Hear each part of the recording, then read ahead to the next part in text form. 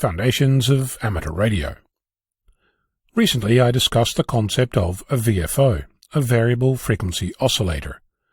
It's an essential building block for our amateur radio community. In describing the idea behind it, while making an error in one of the CB radio frequencies, thanks to Ben VK6NCB for picking that up, I skirted around how a VFO actually works. In reality, the VFO is a collective term that describes a whole range of different methods to vary a frequency. Naturally, I continued my exploration and discovered a whole range of documentation on the subject. I even started writing about how one common method, a phase-locked loop or PLL, works and how a VCO, a Voltage Controlled Oscillator, operates as part of that. I'll come back to those shortly. In doing my reading, since, as is often the case, I use my weekly contribution to the world as a method to learn things. I'll investigate a topic and attempt to describe who came up with it, what it means, how it works, and what its place is in the world. The who, where, why, and what of it, if you like. I suspect that comes from my very first introduction to broadcast radio, where that was one of the very first things I was taught, 30 years or so ago. If you've followed along for the decade I've been at this, you'll know that I also intersperse such learning with observations about the things that I'm interested in. This is such an observation, a meta-view, if you will.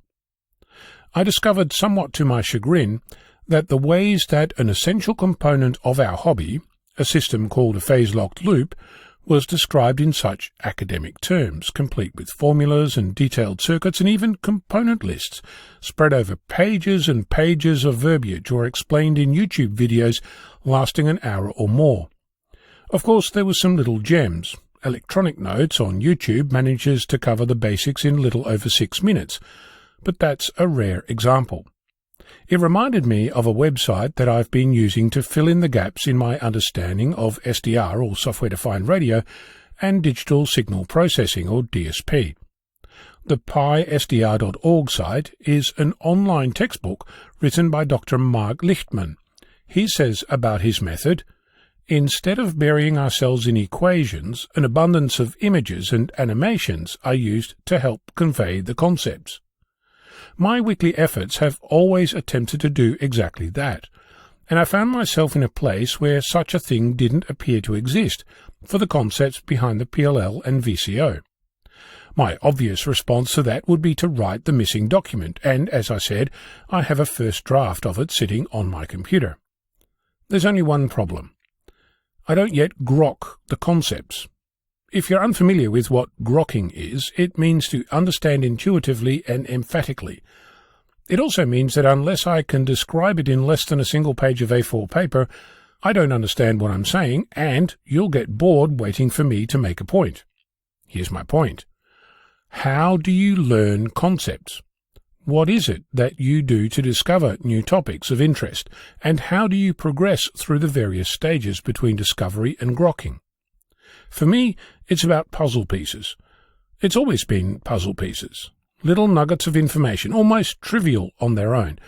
But after a while you get to a point where you have enough of them that you can start joining them together to grasp a more complex concept. Here's a puzzle piece I discovered today. Impedance. The difference between an explosion in air and one underwater is impedance. It's little concepts like that which make me get out of bed and discover what's on the horizon next.